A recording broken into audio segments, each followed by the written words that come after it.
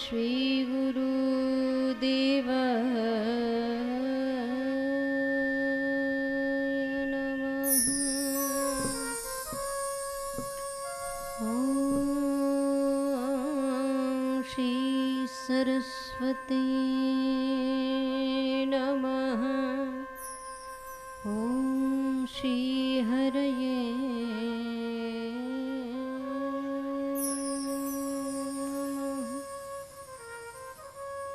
मन्दारमूले वदनाभिरामं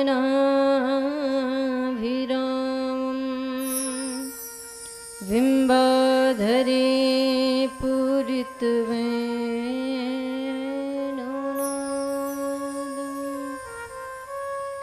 गोगोप गोपी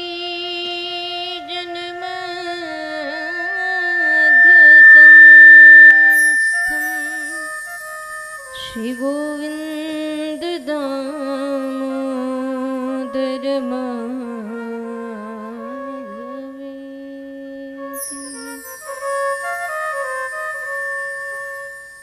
वंशी विभूषित करानवनीरदाभात् पीताम्बरादरुणबिम्ब फलाधरोष्ठा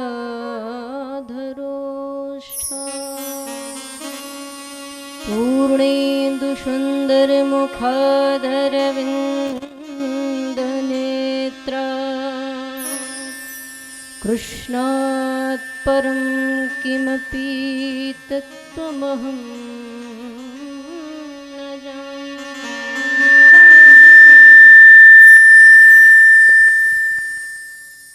अज्ञानतिम्रान्धस्य ज्ञानाञ्जनशलाकया चक्षुरुन्मीलितं येन तस्मै श्रीगुरुवे नमः। व्यासाय विष्णुरूपाय व्यासरूपाय विष्णवे नमो वै ब्रह्मनिधये वासिष्ठाय नमो नमः।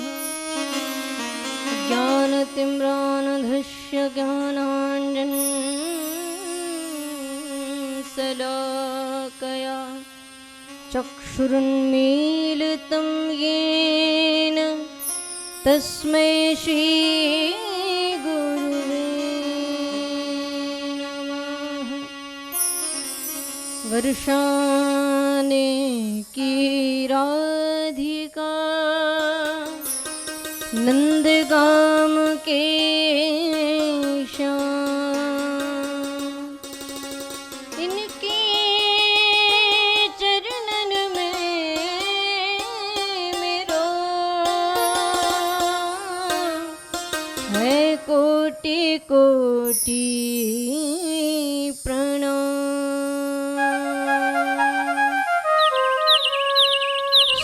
बांके बिहारी लाल की जय, श्री राधा रानी की जय, श्रीमद्भागवत महापुराण की जय, श्री राघवेंद्र सरकार की जय, श्री हनुमान जी महाराज की जय, भूत भावन भोलेनाथ भगवान की जय, जगत जननी मां भवानी की जय, सद्गुरुदेव भगवान की जय, सभी संत महात्माओं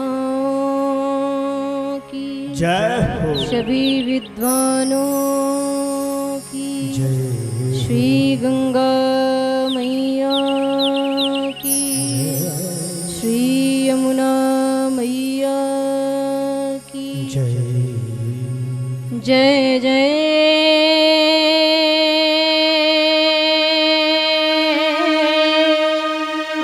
श्री राधे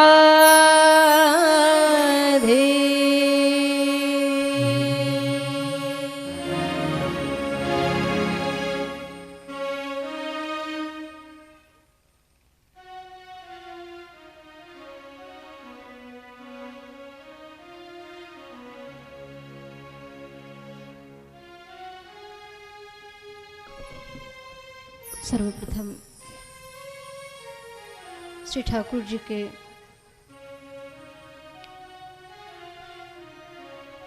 स्वरूप को हृदय में धारण करके उन्हीं के साक्षात भागवत स्वरूप श्रीमद् भागवत महापुराण को प्रणाम करती हूँ। सूक्ष्म रूप में उपस्थित सभी देवगण ऋषिगण पितृगणों को भाव भरा प्रणाम करती हूँ। सभी वेदपाठी विद्वान ब्रह्म समाज को हृदय से प्रणाम करती हूँ एवं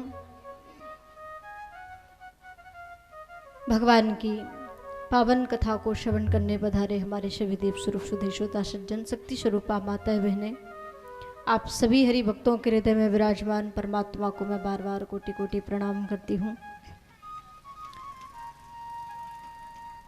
और इस व्यासपीठ से मैं बार बार धन्यवाद देती हूँ अपने मुकेश भैया जी के परिवार को और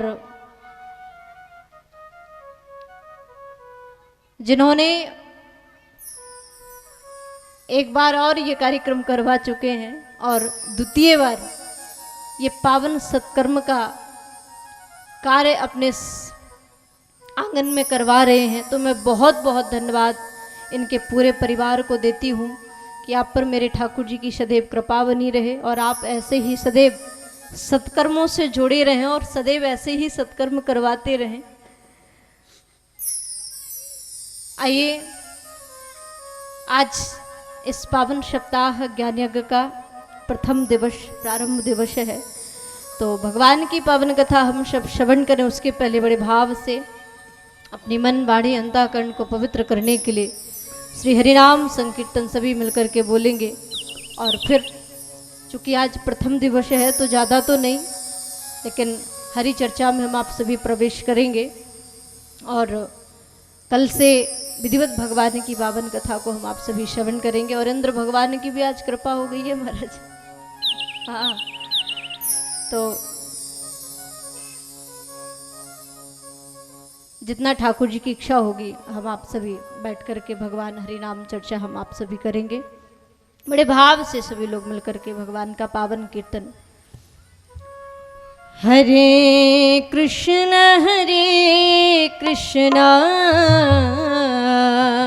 जय कृष्ण कृष्ण हरे हरे हरे कृष्ण कृष्ण कृष्ण हरे हरे हरे कृष्ण कृष्ण कृष्ण हरे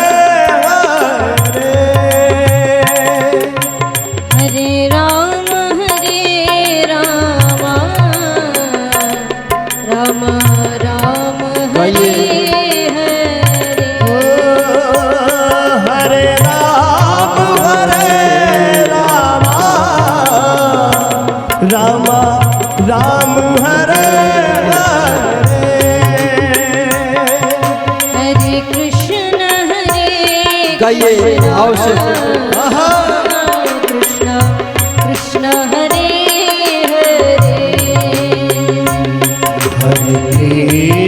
हरे कृष्ण कृष्ण कृष्ण हरे हरे हरे कृष्ण कृष्ण कृष्ण कृष्ण हरे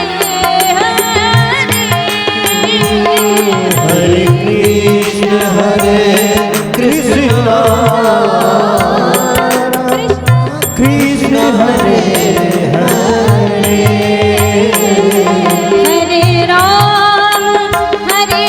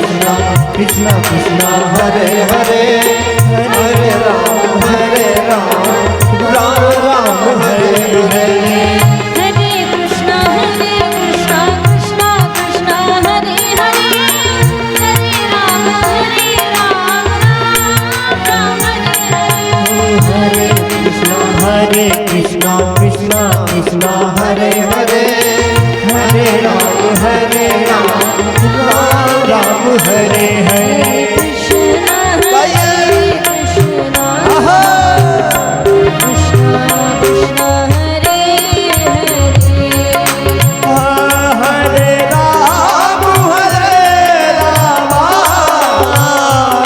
राम राम हरे हरे राम हरे हरे राम राम हरे राम हरे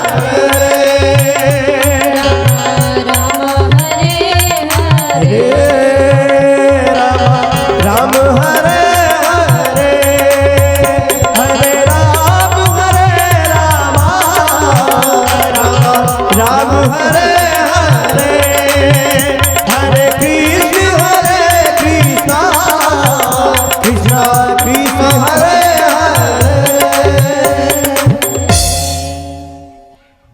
बोलिए भक्त वत्सल भगवान की नाम संकीर्तन भगवान की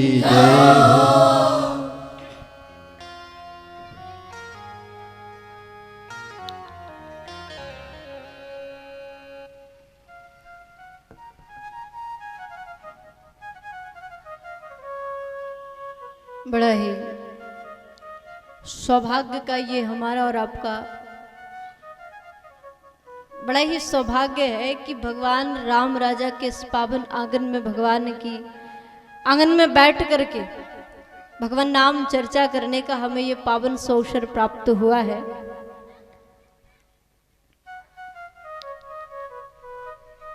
आज इस कथा को हम आप सभी प्रारंभ करें। सबसे पहले मैं आप सभी से एक बात पूछना चाहूंगी।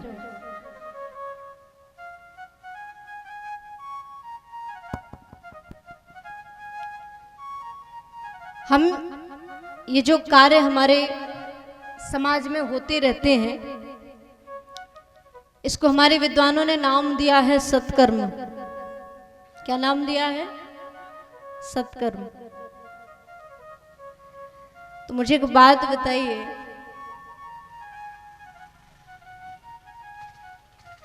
इनके करने का उद्देश्य क्या होता है? जानते हो? जो भी हम धर्म का काम करते हैं, जो भी हम श्रेष्ठ कार्य करते हैं, धर्म का श्रेष्ठ कार्य जो हम करते हैं, तो इसके करने के पीछे हमारा उद्देश्य क्या होता है? क्यों करते हैं और क्यों किया जाता है महाराज?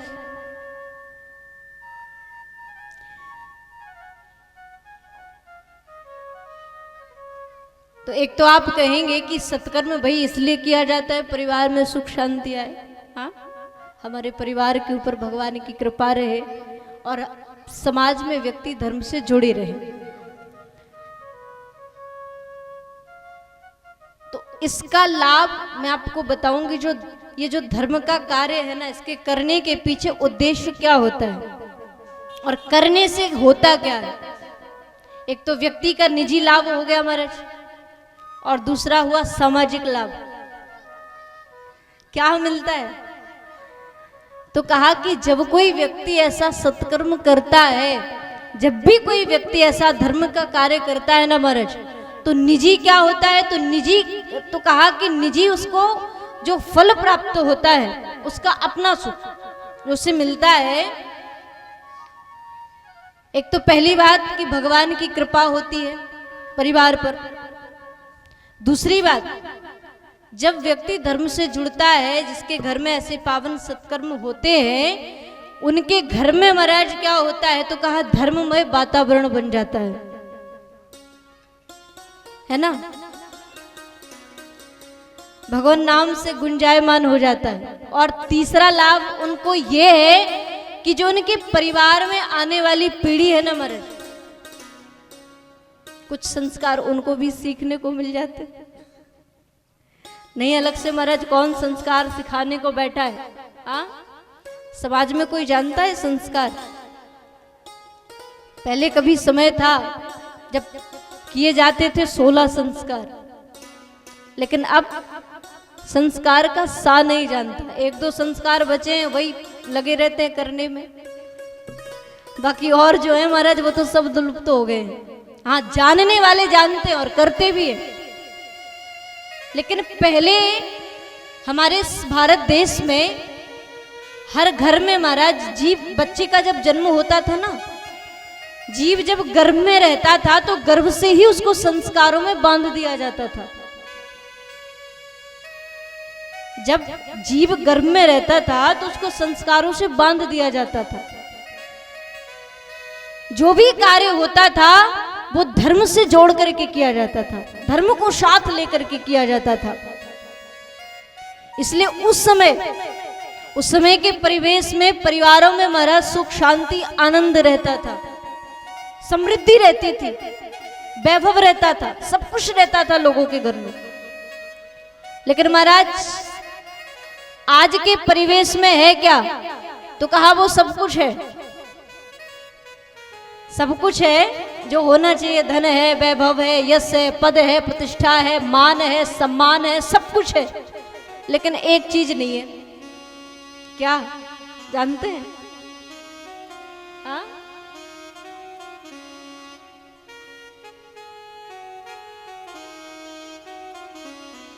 आज समाज में कोई व्यक्ति, मुझे तो नहीं देख सकता, अब आपको मिला हो तो मुझे पता नहीं।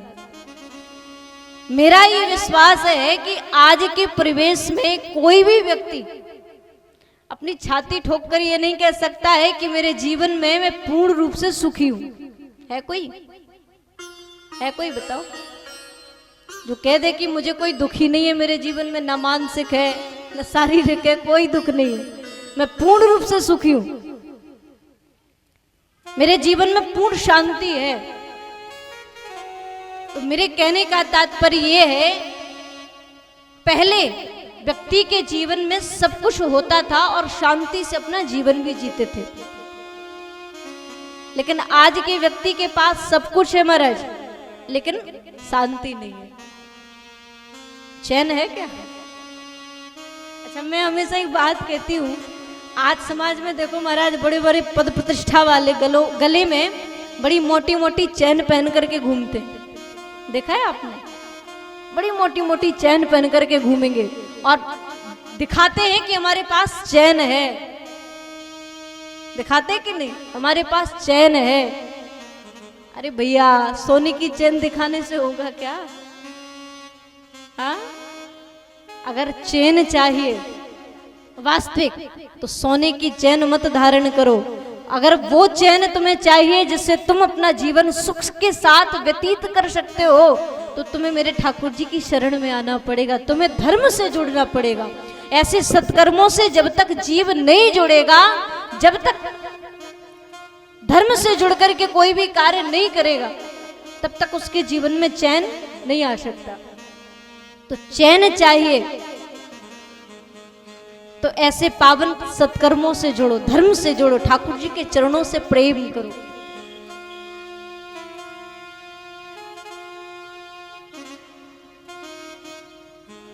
हमारे मुकेश भैया जी, इन पर तो महाराज पूर्ण रूप से भगवान की कृपा है।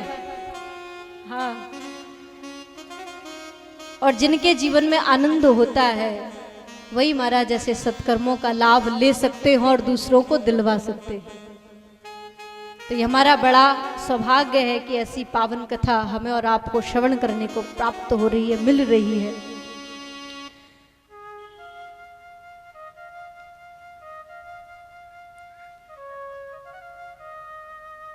आज की प्रथम दिवस की पावन कथा में, महात्मा में हम आप सभी प्रवेश करें। बड़ा प्यारा वर्णन श्रीमद् भागवत महापुराण में श्री वेद व्यास जी महाराज करते हैं। कहा कि कथा सुनने से पहले क्या करना होगा? किसी ने पूछा कैसी है ये कथा, किसकी है महाराज, और जिसकी आप कथा सुना रहे हो वो है कैसा? भाई जब तक उसके रूप रंग का, उसके स्वभाव का हमें पता नहीं चलेगा, तब तक हम कैसे उससे प्रेम करेंगे। भाई भागवत कहती है, भक्त कहते हैं कि भगवान के चरणों में जाओ, उनसे प्रेम करो। लेकिन प्रेम तो महाराज तब किया जाए, भागवत से तब प्रेम किया जाए जब इसके रूप रंग, इसके स्वभाव को हम समझ सके। ये कैसा है, क्या है इसमें, बड़ा प्यारा वर्णन आया। सच्चिदानंद रूपाय विश्वोत्पत्त्यादि हेतवे तापत्रे विनाशाय श्रीकृष्णाय वै नमः। बड़ा प्यारा वर्णन किया। भागवत का स्वरूप कैसा है महाराज, बड़ी प्यारी व्याख्या की। तो कहा कि सच्चिदानंद कैसा स्वरूप है, सत, चित और आनंद, ये तीनों इसके स्वरूप है। अब सत्य क्या है, चित्त क्या है और आनंद क्या है।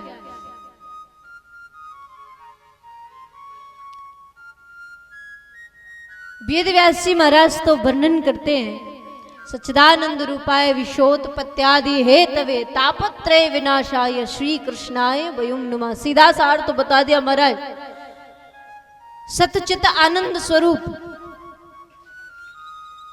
आदि दैहिक, आदि दैविक, आदि भौतिक तीनों तापों का विनिष्ट करने की जिनमें सामर्थ्य है और सारे विश्व की रचना करने वाले भगवान श्री कृष्ण को हम बार बार प्रणाम करते हैं।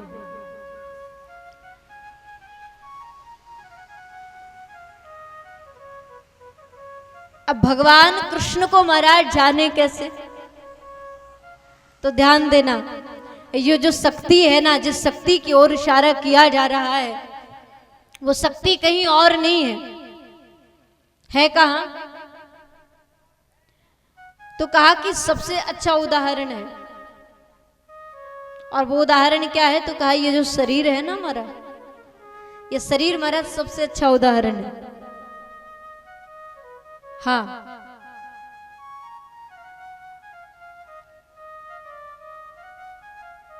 संसार में सत्य क्या है? हम जो बोल रहे हैं वो सत्य है, हम जो समाज में कर रहे हैं वो सत्य है, हम जो आंखों से देख रहे हैं वो सत्य है।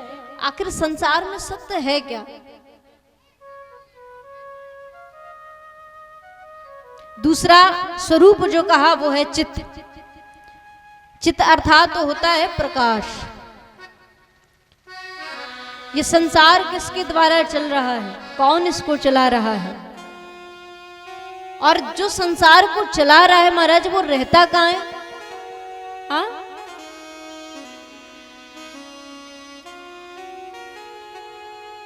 अच्छा मुझे एक बात बताओ, आपने किसी मृत व्यक्ति के शरीर को चलते देखा है? देखा है क्या? नहीं देखा हो तो बताओ। शरीर कब तक काम करता है? तो कहा महाराज, इस शरीर के अंदर ना परमात्मा ने एक मशीन फिट करके रखी है, मशीन लगा के रखी है। और वो मशीन कुछ और नहीं है। वो मशीन क्या है? तो कहा वो मशीन है हमारी आत्मा। अब महाराज जब तक ये आत्मा शरीर में है तब तक शरीर खूब दौड़ेगा, खूब काम करेगा, खूब पैसा कमाएगा, खूब पद प्रतिष्ठा पाएगा। और जिस दिन महाराज ये आत्मा शरीर से निकल जाती है, फिर उस दिन क्या होता है? उस दिन फिर सब कहते हैं राम नाम सत्य है। आत्मा के निकलने के बाद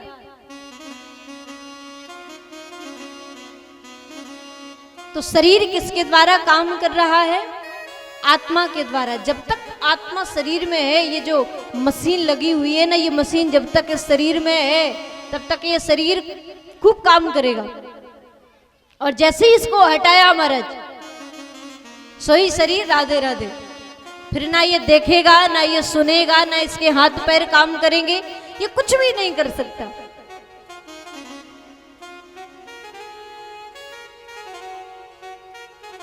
गीता में भगवान ने कहा, नैनम छिन्दन्ति शास्त्राणि नैनम दहिते पावका ना चैनम क्ले दंत्यापो ना स्वेष्यति मारुतः।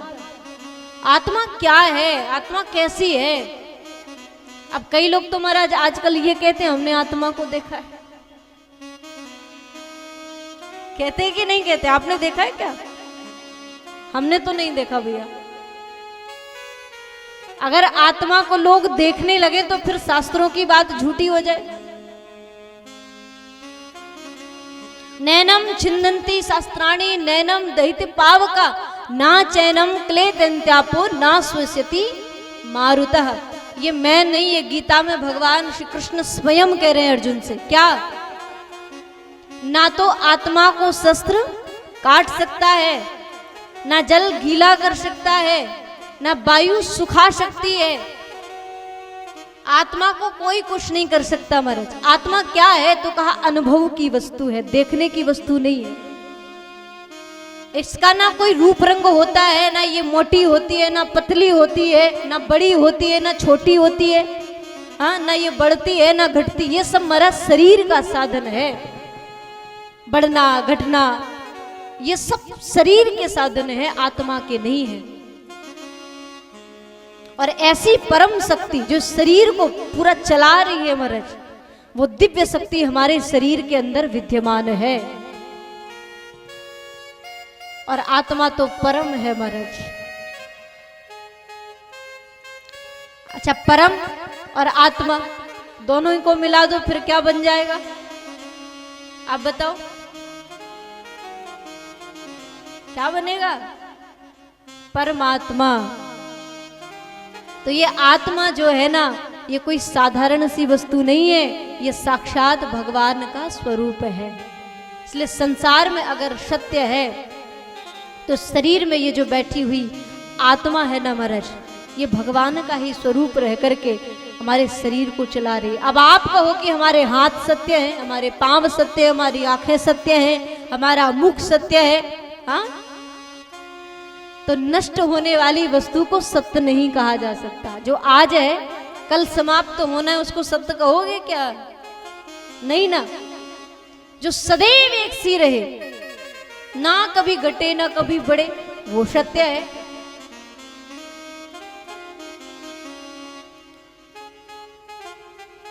तैसे परब्रह्म परमात्मा ने कृपा करके महाराज छोटे छोटे अंश हम सब जीवों के हृदय में बिठा दिए। वो स्वामी जी महाराज भी कहते हैं श्री रामचरितमानस में, ईश्वर अंश जीव अविनाशी, ईश्वर अंश जीव अविनाशी, ईश्वर अंश जीव अविनाशी,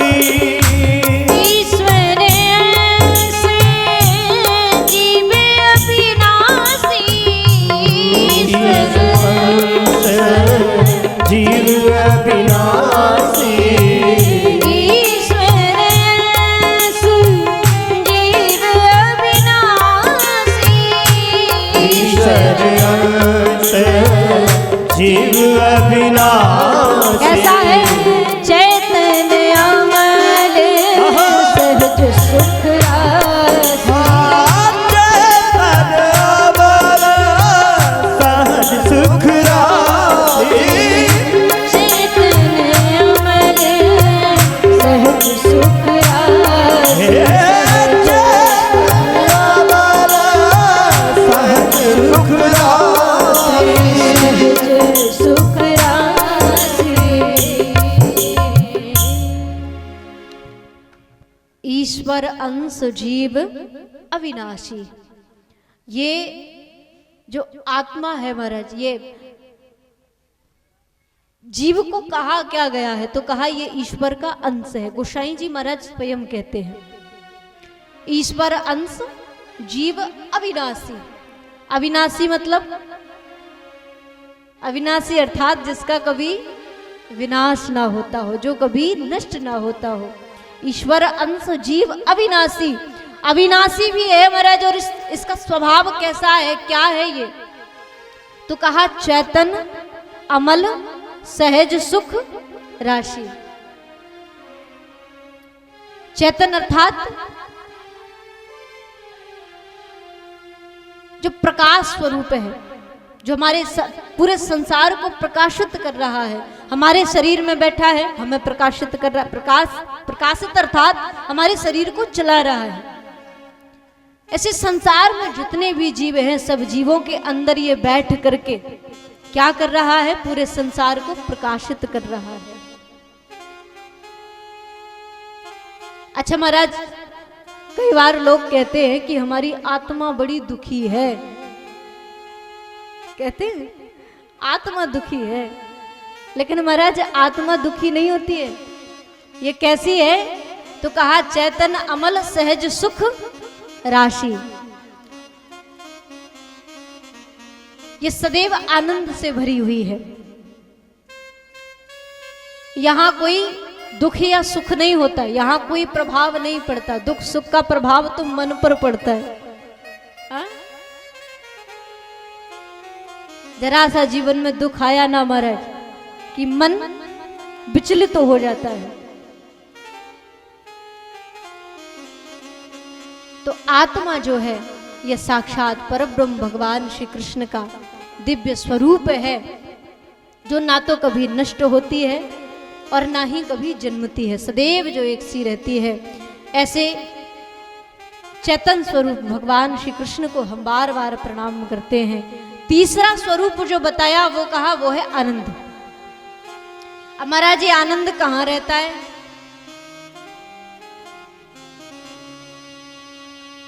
क्या है ये, कहाँ मिलेगा?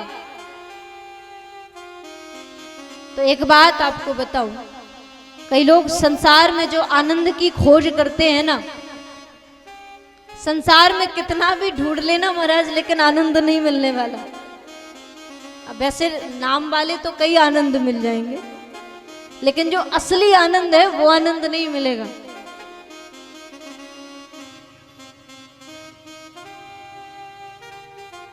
हाँ, संसार में मिल सकता है क्या, केवल सुख।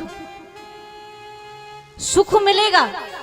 अब आप कहो सुख और आनंद में क्या अंतर है, तुम्हारा सुख आनंद में बहुत अंतर है। सुख क्या होता है, तो कहा सुख होता है थोड़ी देर के लिए, क्या, क्षणिक, कुछ दिनों रहेगा और फिर सुख के बाद दुख आना ही आना है। लेकिन जो आनंद है ना महाराज, आनंद के बाद आपको कोई दुख नहीं मिलने वाला। जिसके जीवन में आनंद आ जाता है ना महाराज, उसको फिर दुख नहीं बल्कि उसको आनंद के बाद परमानंद की प्राप्ति हो जाती है। और वो आनंद मिलता कहाँ है, तो का संसार में नहीं, वो आनंद है भगवान के चरणों में, ऐसे पावन सत्कर्मों में। मेरे बिहारी जी की शरण में जब तक नहीं आओगे ना, तब तक आनंद आपको कहीं मिलने वाला नहीं है। पूरा जीवन खोजते खोजते निकल जाए, लेकिन आनंद नहीं मिलेगा। आनंद चाहिए तो ठाकुर जी की शरण ग्रहण करो, मेरे बिहारी जी की शरण ग्रहण करो। और जब जीव को आनंद प्राप्त हो जाए, तो आनंद मिलने के बाद होता क्या है, तो कहा वो जीव फिर जीव नहीं बल्कि आनंद को पाने के बाद फिर क्या बन जाता है, परमानंद का स्वरूप, अर्थात स्वयं भगवान का ही स्वरूप हो जाता है। और ये मैं नहीं, गोसाई जी खुद कहते हैं रामचरितमानस में। अब आप कहो कि ये मैं कह रही हूं कि भगवान को पा लेने के बाद भगवान, भक्त भी भगवान बन जाता है। गोसाई जी महाराज ने बड़ी प्यारी बात कही। अगर किसी को संदेह है ना महाराज, देखो संसार में भगवान को जान पाना बड़ा मुश्किल है। कई लोग ज्ञान के द्वारा भगवान को जानने का प्रयास करते हैं। जानो, अच्छी बात है, लेकिन आपको बताऊं, ये जो परमात्मा है ना, ये बुद्धि का विषय नहीं है। अगर भगवान को बुद्धि से पकड़ना चाहोगे ना, तो पता नहीं कितने जन्म तुम्हारे निकल जाएंगे, लेकिन भगवान को बुद्धि से पकड़ नहीं पाओगे। इस बुद्धि से भगवान को नहीं पकड़ पाओगे। पकड़ना है तो भगवान को आप मन से पकड़ सकते हो, क्योंकि महाराज बुद्धि से पकड़ने में तो बड़े बड़े योगी भी चले गए, लेकिन भगवान को पकड़ नहीं पाए। आखिर मन को लगाना ही पड़ा। तो हम आप कौन सी खेत की मूली है महाराज? हाँ, हमारी बुद्धि में इतना कहाँ सामर्थ्य है कि हम भगवान को बुद्धि के द्वारा जान पाए? वो बुद्धि से परे है। जिसका मन पवित्र है, जिसका मन भावों से भरा हुआ है, भगवान के प्रति प्रेम जिसके चरणों में, जिसके हृदय में रहता है, वही भक्त भगवान को प्राप्त कर सकता है।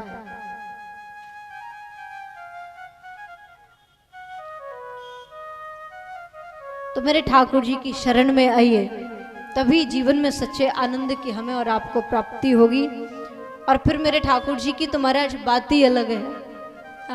ऐसा संसार में कौन है जो इनको देखे और देखने के बाद इनको प्राप्त करना ना चाहे?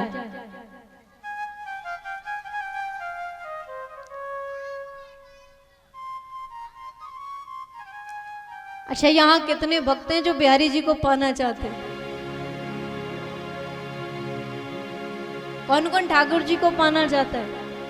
मुझे पता है कि 7 दिन के लिए बिल्कुल फ्री होकर महाराज उन्हीं को पाने को बैठे हैं सब इधर, लेकिन फिर भी मैं पूछ रही हूँ, कौन कौन पाना चाहता है बिहारी जी को? सब? तो मेरे साथ बड़े भाव से सभी लोग गाएंगे और ठाकुर जी से प्रार्थना करेंगे कि हे प्रभु, क्योंकि देखो, जब तक हम किसी को निमंत्रण नहीं देंगे, हम अपनी भक्ति का निमंत्रण प्रभु को नहीं देंगे, तब तक भगवान को कैसे पता चलेगा महाराज? अगर भक्त हैं तो ठाकुर जी को हृदय से पुकार करके उनसे प्रार्थना करें कि हे प्रभु, पकड़ लो हाथ बनवारी, पकड़ लो हाथ बनवारी, नहीं तो डूब जाएंगे। पकड़ लो हाथ बनवारी, नहीं तो डूब जाएंगे। पकड़ लो हाथ बनवारी, नहीं तो डूब जाएंगे। पकड़ लो हाथ बनवारी, नहीं तो डूब जाएंगे। हमारा कुछ न बिगड़ेगा, हमारा कुछ न बिगड़ेगा, तुम्हारी राज जाएगी। पकड़ लो हाथ बनवारी, नहीं तो डूब जाएंगे।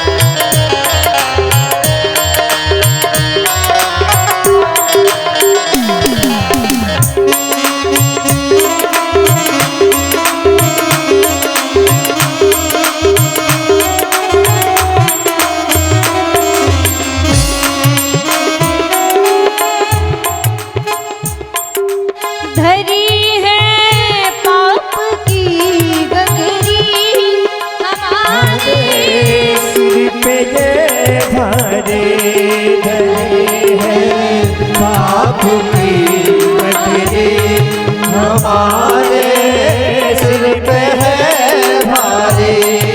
धरी है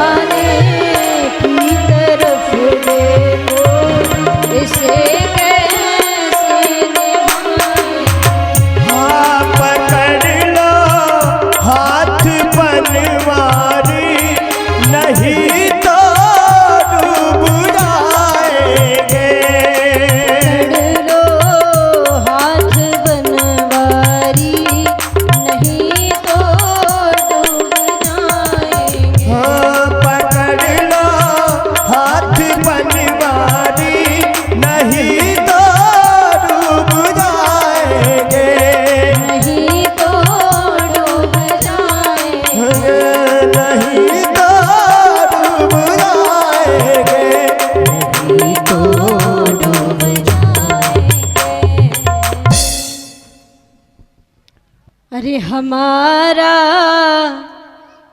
कुछ न बिगड़ेगा, तुम्हारी लाज जाएगी।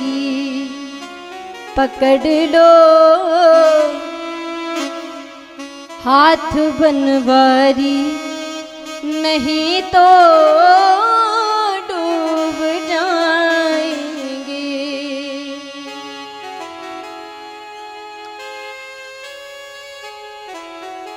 ये भाव भगवान के चरणों में रखते हुए पावन कथा में हम आप सभी प्रवेश करें।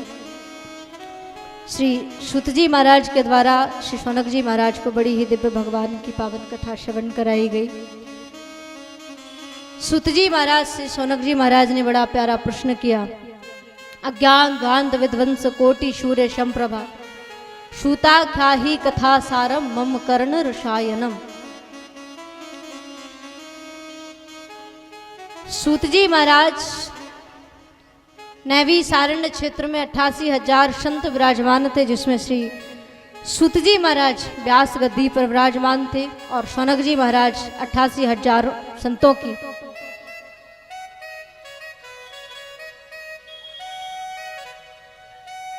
सबकी तरफ से शौनक जी प्रश्न कर रहे थे। इस प्रकार इन 88,000 संतों का बड़ा ही दिव्य सत्संग नैमी सारण्य क्षेत्र में चल रहा था और बड़ा प्यारा प्रश्न किया महाराज। आज कलिकाल में लोगों के हृदय में अज्ञान रूपी अंधकार ने स्थान बना रखा है, इसलिए महाराज कृपा करके आप ऐसे समय में उन जीवों के कल्याण के लिए पावन ऐसी कोई कथा श्रवण कराएं जिससे जीवों के हृदय के अज्ञान रूपी अंधकार को समाप्त किया जा सके। क्योंकि महाराज सूर्य देव भुवन भास्कर पृथ्वी के अंधकार को तो समाप्त कर सकते हैं, लेकिन जीवों के हृदय में जो अंधकार है ना, उस अंधकार को सूर्य भगवान नहीं मिटा सकते। उसको कौन मिटा सकता है? तो कहा आप जैसे संतों की मुख से निकली हुई वाणी। तो कोई ऐसी कथा श्रवण कराएं जिससे कलिकाल के भक्तों का कल्याण हो। और इस प्रकार श्री सूत जी महाराज के द्वारा शौनक जी को बड़ी ही प्यारी श्रीमद् भागवत महापुराण की कथा श्रवण कराई गई। सूत जी महाराज ने कहा कि शौनक जी, आपने बड़ा प्यारा प्रश्न किया है और मैं जानता हूं कि आपने जो प्रश्न किया वो अपने कल्याण के लिए नहीं, बल्कि आपने संसार के जीवों के कल्याण के लिए प्रश्न किया है। तो मैं आपके प्रश्न का उत्तर भी अवश्य दूंगा, लेकिन सावधान, क्योंकि सूत जी महाराज ने पहले सावधान कर दिया। मैं आपको कोई ऐसी वैसी चीज नहीं सुना रहा हूं, ऐसी वैसी कोई पुस्तक नहीं सुना रहा हूं। फिर महाराज तो कहा सावधान तया सुनो, सावधान होकर के सुनो। अच्छा, सावधान महाराज तब किया जाता है जब कोई विशिष्ट बात बताई जाती है जो जीवन के लिए कल्याणप्रद हो। सावधान कर दिया। और श्री सुखदेव जी महाराज का ध्यान करके सूत जी कहते हैं कि जिन्होंने संसार के जो मृत्यु रूपी भय जो हर जीव को लगा रहता है ना महाराज, इस भय को समाप्त करने के लिए उनके मुख से पावन भागवत संहिता का प्रागट्य हुआ। वही कथा मैं आप सबको श्रवण कराता हूं।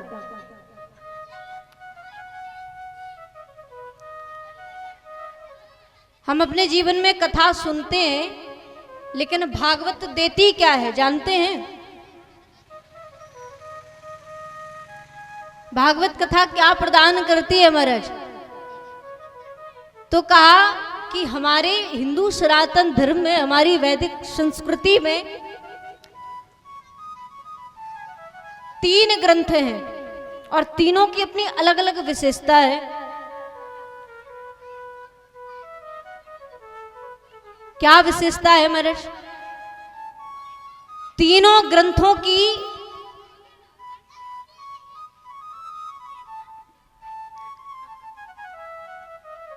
इनको पढ़ने के लिए, इनको समझने के लिए एक समय निर्धारित किया गया है।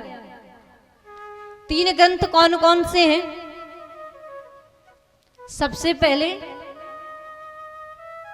श्री रामचरितमानस, दूसरा श्रीमद् भगवत गीता और तीसरा श्रीमद् भागवत महापुराण। अब आप कहो कि इनका क्या महत्व है? भाई तीनों हैं तो तीनों का अपना अपना महत्व है, तीनों को अलग अलग समय दिया गया है। कब व्यक्ति को पढ़ना चाहिए ये भी बता दिया। अगर जीवन को जीना सीखना है, एक आदर्श जीवन अगर बनाना है, तो भागवत से और गीता से नहीं बल्कि कहां से सीखा जाएगा? श्री रामचरितमानस से।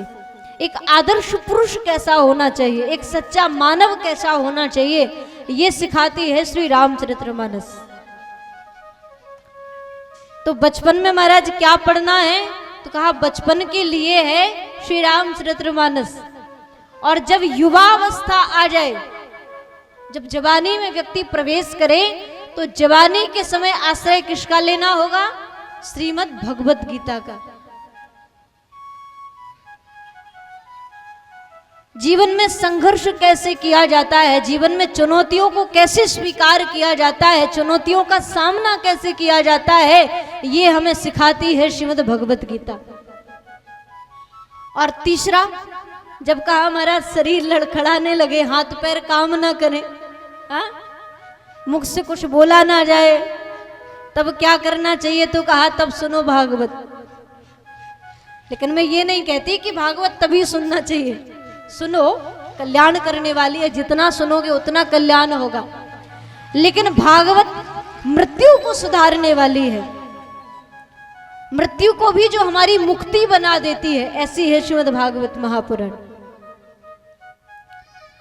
तो कहा कि ये तीनों जो ग्रंथ है ना महाराज, तीनों की अपनी अपनी विशेषता है। और जिन्होंने भी इनका सानिध्य लिया है, जिन्होंने भी इनको ग्रहण किया है जीवन में, निश्चित उनके जीवन का कल्याण हुआ है।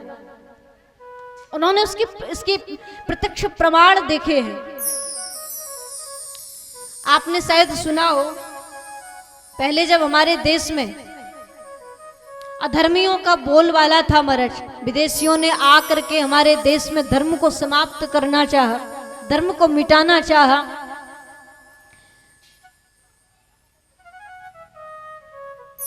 तो यहां से हमारे जो भी सैनिक थे, या फिर ये कहें कि सच्चे धर्म को स्वीकार करने वाले स्वाभिमानी मनुष्य रहते थे,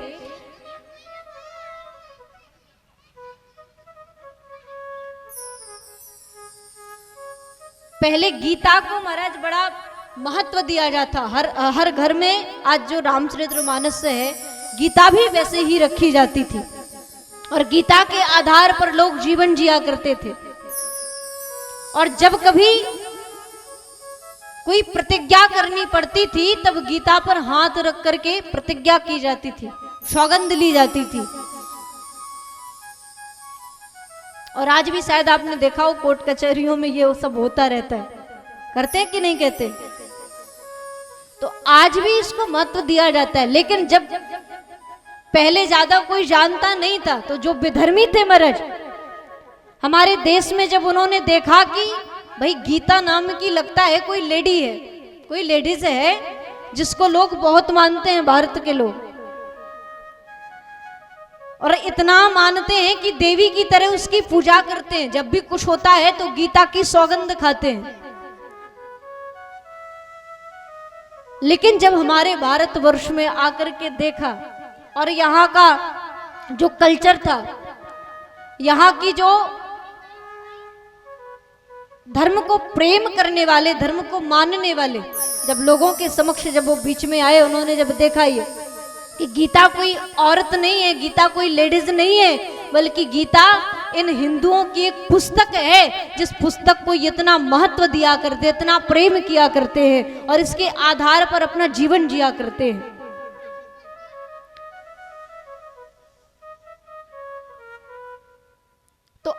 के परिवेश में भी अगर व्यक्ति इन तीनों का महाराज आश्रय ले ले तो आज भी उनका जीवन श्रेष्ठ हो सकता है। हम भी महान बन सकते हैं, हम भी श्रेष्ठ पुरुष कहला सकते हैं। बस इन महापुराणों का हम आश्रय अपने जीवन में लें।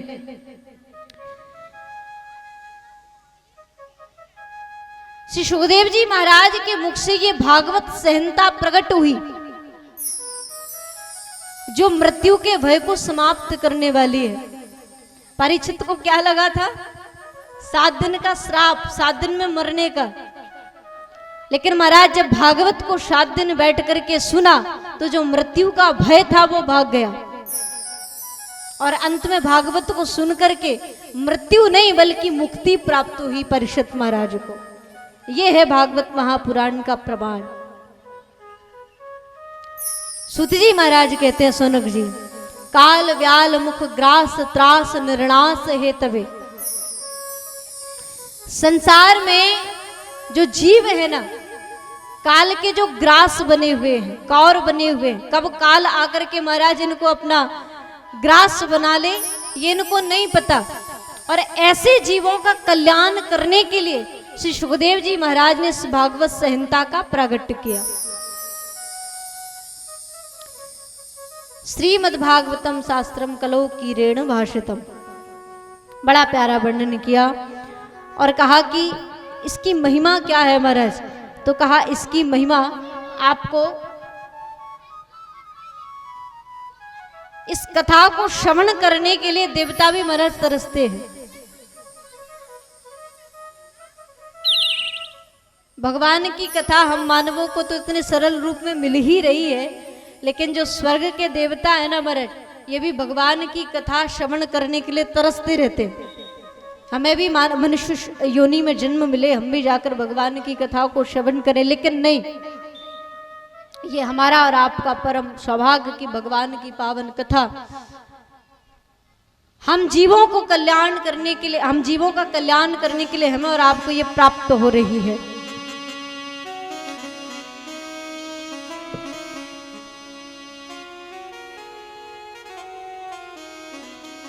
श्री सुखदेव जी महाराज राजा परीक्षित को जब कथा श्रवण कराने के लिए विराजमान हुए, देवताओं को ये बात जब पता चली तो जिस अमृत की बूंद बूंद लेकर के महाराज ये देवता अमर होते हैं, उस अमृत का कलश लेकर के ही ये सुखदेव जी महाराज के पास उपस्थित हो गए। अमृत का कलश दिया, महाराज ये अमृत आप राजा परीक्षित को पिला दें। क्यों महाराज? इनको 7 दिन में मरने का श्राप लगा है ना, तो पूरा अमृत पिला दो महाराज, ये अमर हो जाए। लेकिन हमें भगवान की कथा आप श्रवण कराओ जिससे हम कृतार्थ हो जाएं, हमारा कल्याण हो जाए। लेकिन सुखदेव जी महाराज ने इस कथा का अनाधिकारी समझ करके भगवान की इस कथा को श्रवण नहीं कराया, बल्कि कहा कि देवताओं, हम जानते हैं आप जब भी किसी के पास जाते हो ना तो बिना स्वार्थ के नहीं जाते, और आप मेरे पास भी आए हो तो ये आपका स्वार्थ है, आप अमृत देकर के मुझसे कथा लेना चाहते हो। अरे कथा सुननी ही थी, आ जाते, बैठ जाते, कथा सुन लेते, लेकिन ये क्या बड़ी मीठी मीठी बातें कर रहे हो। और महाराज एक बात जीवन में याद रखना,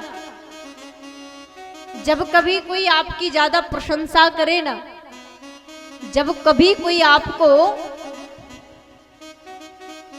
ज्यादा बड़ा चढ़ा करके कुछ कहे ना, तो जरूर समझ लेना कि वहां पर कुछ गड़बड़ है। हाँ, प्रशंसा जहां ज्यादा हो वहां जरूर कुछ ना कुछ गड़बड़ होती है। सुखदेव जी महाराज जानते हैं कि ये जो देवता है ना महाराज, ये बिना स्वार्थ से तो आ ही नहीं सकते।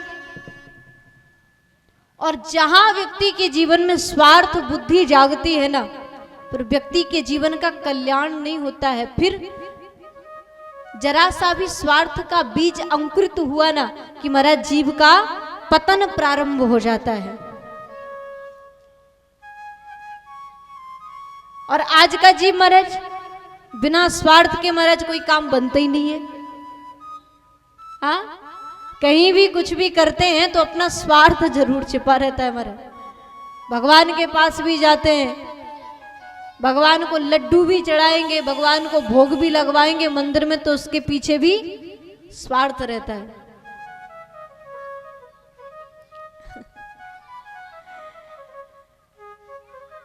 लेकिन भगवान को तुम्हारी कैसी भक्ति चाहिए? भगवान स्वार्थ बुद्धि से महाराज प्रसन्न नहीं होते हैं। जहां जीव का अपना स्वार्थ जागा वहां फिर भगवान दूर हो जाते हैं। हाँ, लेकिन जीव का जो स्वार्थ रहता है वो जीव को जरूर देते हैं। जो जीव मांगता है वो भगवान प्रसन्न होकर के उसको प्रदान करते हैं, लेकिन वो दे करके फिर भगवान उससे दूर हो जाते हैं। स्वार्थी व्यक्ति को भगवान कभी प्राप्त नहीं होते महाराज। इसलिए भगवान से प्रेम करना है, भगवान की भक्ति करना है तो निस्वार्थ भाव से करो, कोई स्वार्थ नहीं होना चाहिए। निष्काम होकर के करो, कोई भगवान से कामना भी नहीं होनी चाहिए। निष्कपट बनकर के भगवान की भक्ति करो, तब तो आपकी भक्ति करने से आपको उसका प्रमाण मिलेगा भी, आपको उसका लाभ भी मिलेगा। और अगर ये सब हमारे जीवन में नहीं है तो कितनी भी भक्ति कर लो, कितनी भी कथाएं सुन लो महाराज, काम नहीं आने वाली। भगवान के चरणों से प्रेम तभी होगा जब हमारा मन निष्कपट निष्काम भाव से भगवान को समर्पित होगा। देवताओं ने जब स्वार्थ अपना प्रकट किया, सुखदेव जी महाराज समझ गए महाराज ये तो व्यापार करने आ गए हैं, अमृत दे रहे हैं, कथा ले रहे हैं, भगा दिया। अरे देवताओं, कहां ये कांच, कहां मणि, कहां ये आपका तुच्छ सा अमृत और कहां ये भगवान का कथामृत? भला आप इन दोनों की बराबरी कैसे कर सकते हो?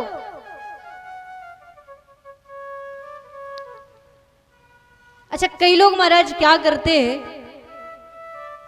कई लोग पृथ्वी से ज्यादा श्रेष्ठ स्वर्ग को मानते हैं। कई लोगों को पृथ्वी पर अच्छा नहीं लगता, कई लोग स्वर्ग जाना चाहते हैं, मरने के बाद हमें स्वर्ग मिले। खूब पुण्य करते हैं, हाँ, खूब दान करते हैं, खूब धर्म करते हैं कि स्वर्ग जाएंगे। लेकिन एक बात बताऊं, जिनके हृदय में स्वर्ग जाने की कामना हो ना, स्वर्ग में भी व्यक्ति तभी तक टिकता है जब तक उसके पुण्य रहते हैं। और स्वर्ग का जो अमृत है ना महाराज, वो हमारे पुण्यों को छीण कर देता है, समाप्त कर देता है। और जैसे ही पुण्य समाप्त हुए ना, फिर कहाँ आना पड़ता है? तो कहा फिर भूमि पर आओ। फिर वो वहां का अमृत महाराज पृथ्वी पर गिरा देता है। लेकिन भगवान का जो कथामृत है ना, अगर जीव अपने जीवन में इस कथामृत को ग्रहण करे, इस कथामृत का पान करे, तो महाराज ये अमृत जो है ना, ये अमृत इस पृथ्वी से उठा करके भगवान के धाम की प्राप्ति करवाता है। और ऐसी प्राप्ति करवाता है कि लौट करके फिर इस संसार में कभी आना नहीं पड़ता। भगवान के पावन चरणों की प्राप्ति करवा देता है। और जो भगवान के चरणों में पहुंच जाए महाराज, फिर वहां से लौटने का मार्ग नहीं है। हाँ, स्वर्ग से तो लौट भी आओगे,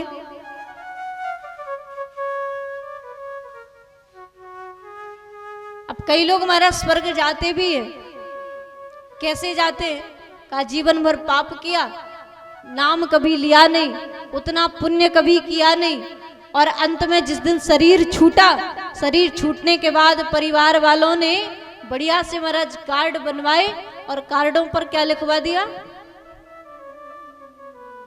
बोलिए, स्वर्गवास हो गया है ना। अब बताओ तुम क्या ठेका लेकर के बैठे हो? गारंटी है तुम्हारी कि स्वर्ग ही गए होंगे? नहीं। अरे स्वर्ग तो महाराज मरने के बाद भी पहुंचा देते हैं, मिल जाएगा अमृत। लेकिन जब तक इस भारत भूमि में है, भगवान की इस कथामृत का पान करो, जो जन्म जन्म 84 लाख योनियों से हमें छुटकारा दिला करके भगवान के चरणार बिंदों को प्रदान करवाता है। ऐसी दिव्य भगवान की ये कथामृत, बड़ी महिमा महाराज सूत जी महाराज ने गए। ऐसी वैसी कथा नहीं है। और इसी कथा को जब सुखदेव जी महाराज ने प्रदान नहीं किया देवताओं को, देवता चले गए, बड़ा आश्चर्य हुआ, इतनी महिमा, हम इस कथा को नहीं सुन सकते। जाकर ब्रह्मा जी महाराज के पास गए ब्रह्मलोक में, क्या महाराज इस कथा की इतनी विशेषता है, इतनी महिमा है।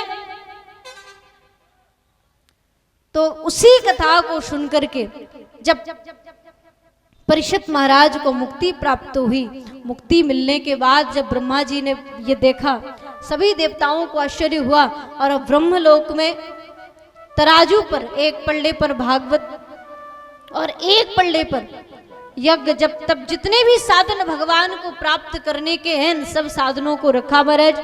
और इन दोनों पलटों पर जब देखा गया, श्रीमद् भागवत महापुराण का पलटा जो था वो भारी हो गया।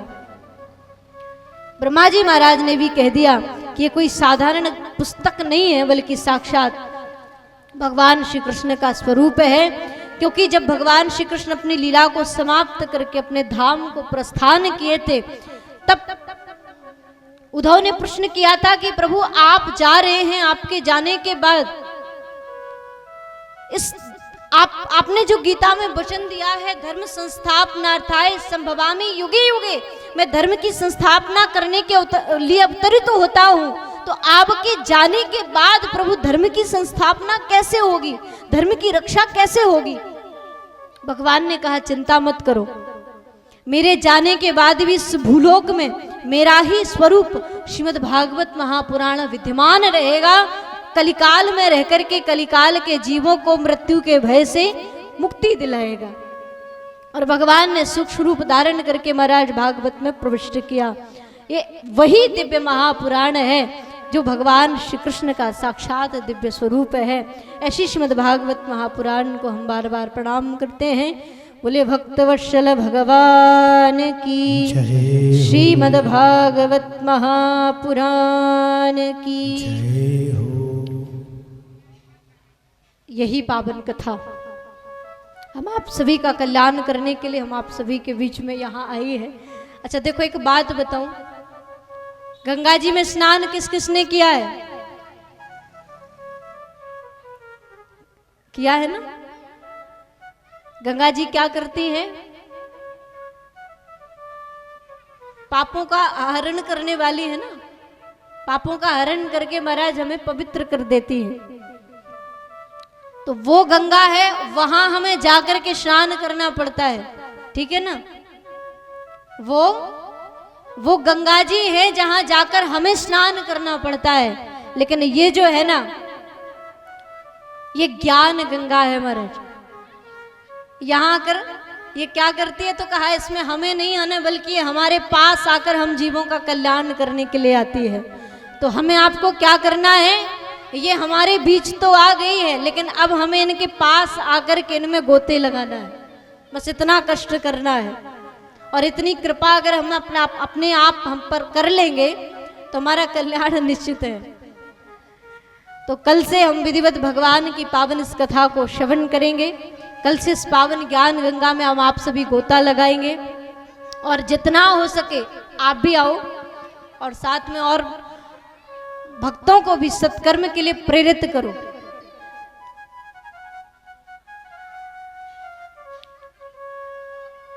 तो सभी कल भगवान की कथा कल से हम आप बड़े भाव से हम आप सभी श्रवण करेंगे।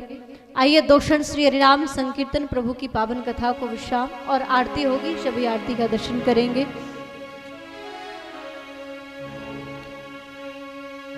जय जय राधा रमन हरि बोल रे, जय जय राधा रमन हरि बोल, जय जय राधा रमन हरि बोल रे, जय राधा रमण हरि बोल रे, जय जय जय राधा रमन हरि बोल रे, जय जय राधा रमन हरि बोल, जय जय राधा रमण हरि बोल रे, जय जय राधा रमण हरि बोल रे।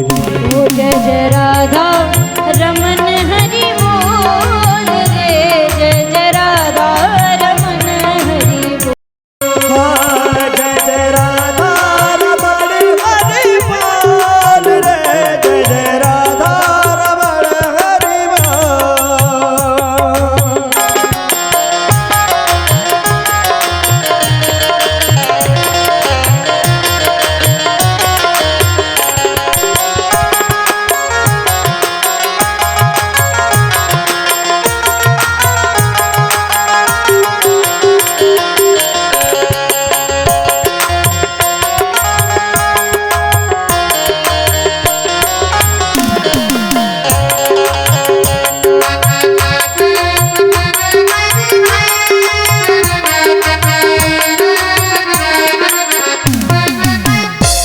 हरि बोल हरि बोल हरि बोल रे, जय जय राधा रमन हरि बोल, हरि बोल हरि बोल हरि बोल रे, जय जय राधा रमण हरि बोल रे।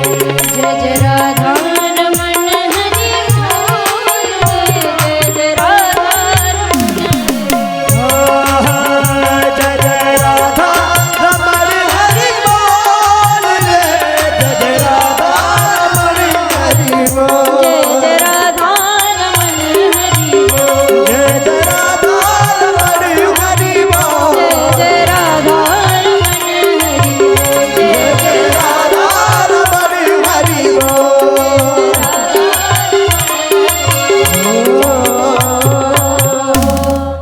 भक्त वत्सल भगवान की जय। श्रीमद् भागवत महापुराण की श्री राधे। आरती होगी, सभी आरती का दर्शन करेंगे। श्री राधे। सभी लोग अपने अपने स्थान पे खड़े हो जाइए। श्रीमद् भागवत महापुराण की आरती होने जा रही है। ओम ज्वालामलि नमः सर्वोपचारार्थे गन्धं पुष्पाणि समर्पयामि। ओम विदुगुं हवे गजाननं देस्तु सवीरगुं सर्वगणं स्तये आत्मसनि प्रजासनि पशुसनि लोकसन्नवयसनि अग्निः व्रजं बहुलम्बे करोत्वन्नं वयोरेतो अस्मासु दत्ता। जय जय श्री राधे।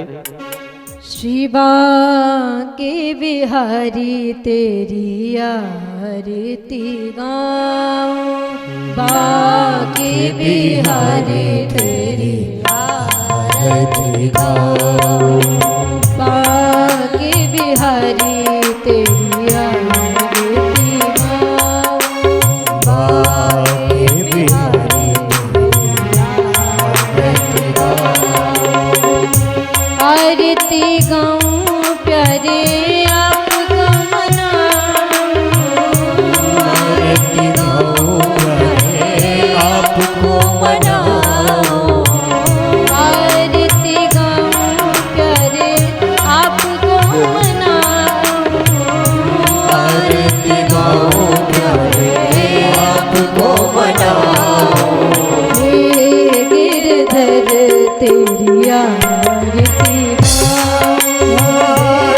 गिरधर तेरे आरती गाऊं।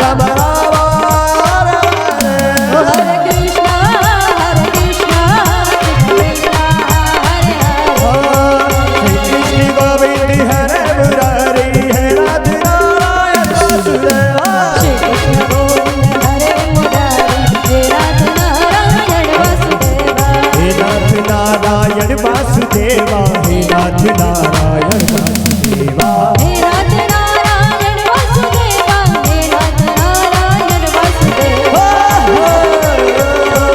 श्री गोविंद हरे मुरारी हे नाथ नारायण वासुदेवा कृष्ण गोविंद हरे मुरारी हे नाथ नारायण वासुदेवा हे नाथ नारायण वासुदेवा हरि बोल हरि बोल हरि बोल हरि बोल हरि बोल हरि बोल हरि बोल हरि बोल ओ हरि बोल हरि बोल हरि बोल हरि